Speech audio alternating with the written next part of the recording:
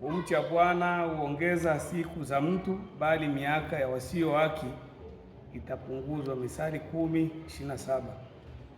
Tunaenda na baraka na mafanikio. Mpango kazi za kiofisi na vikao, kupokea ripoti toka miradi, ununuzi wa viti 5, maboresho ya farmasi, semina ya biashara, misaada kwa wahitaji. Yaliyofanyika: kusimamia vikao vidogo vidogo pamoja na watu wa miradi, ripoti kutolewa kila mwisho wa mwezi, hasa mradi wa sekretaria na ule wa sabuni toka Agape. Tumefanikiwa kununua viti 5 vya plastiki katika ofisi, kutoa misaada kwa wahitaji katika parokia Nuru Wai, boksi 6 za sabuni zile kubwa. Yaliyofanyika nje ya mpango kazi: tumepokea msaada toka watenda mema walioko USA na kugawa kwa mayatima pamoja na wale ndugu zetu wa Busunzu na Nyarugusu kijijini. Tumegawa nguo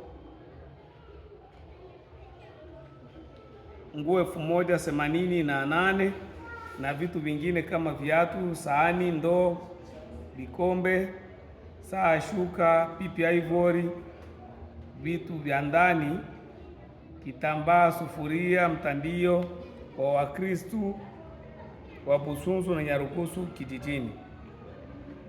Tumepokea vifaa toka ofisi jimbo kama betri moja, enimia 20, kompyuta na inverter moja, ambao ya kufanyika na sababu zake. Maboresho ya ofisi au katika mradi wetu wa farmasi bado kufanyika, sababu ofisi kupangilia shughuli hizo. Semina ya biashara haikufanyika sababu uhaba wa kifedha. Changamoto: mradi wa NFMP sekretari kuvunjwa na kuibiwa vitu kama kompyuta 3 aina za Lenovo, HP, company betri 1 na adapter.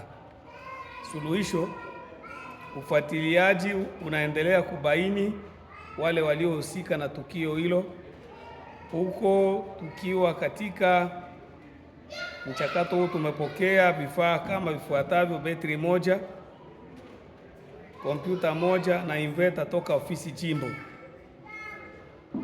Mradi wa NFMP farmasi kutoa mapato ya mwisho wa mwezi muda wa miezi 10.